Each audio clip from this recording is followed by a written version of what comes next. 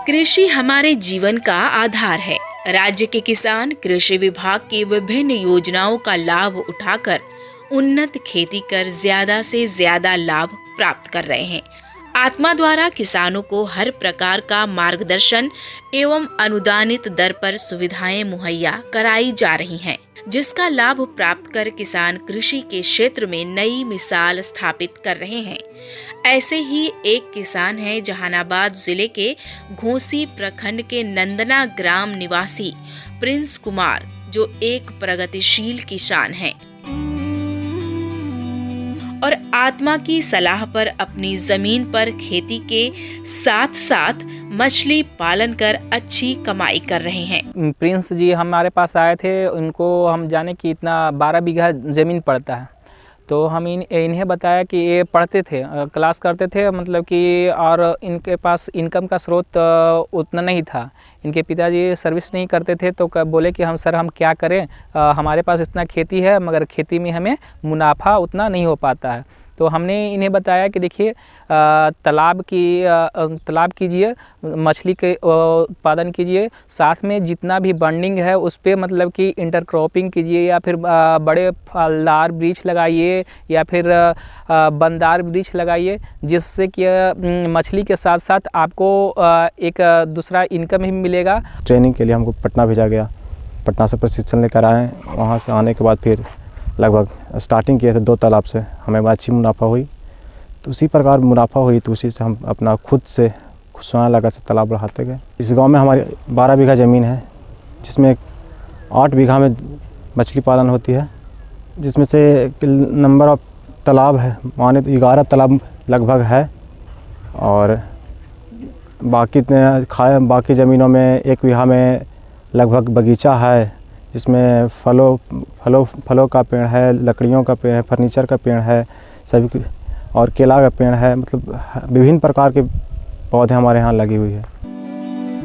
Prince Kumar के पास 12 बीघा जमीन है, जिस पर पहले वे पारंपरिक खेती किया करते थे, जिससे उन्हें बहुत कम आय होती थी।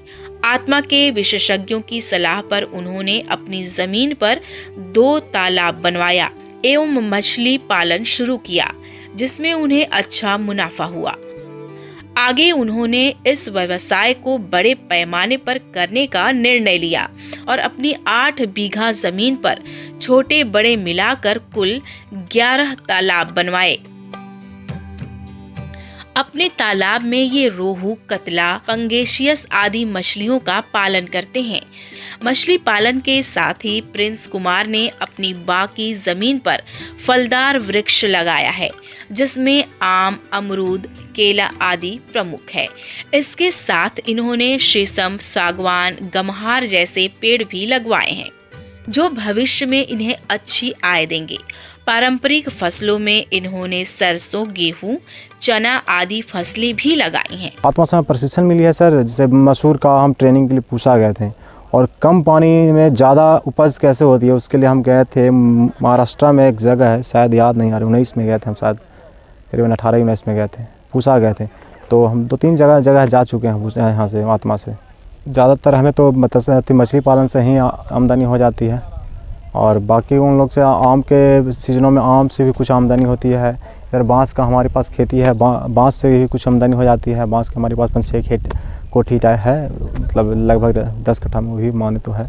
फलदार इसलिए लगाएं कि जो हर साल हमें कुछ ना कुछ देकर जाए, और ये फर्नीचर वाली इसलिए लगाएं कि एक बार कभी ज़रूरत पड़े, भगवान अगर भविष्य में ज़रूरत पड़े बहुत सारे पैसों की, या तो हमारे पास बैंक तो इतना जल्दी दे नहीं है, किसान को नहीं देती है बैंक, इतना बैंक है नहीं, तो हम अपना खुद का है फर्नीचर है, पेड़ अगर लगाए हैं कभी भी बेच सकते हैं, निकाल सकते हैं, पैसा आ सकती है उससे।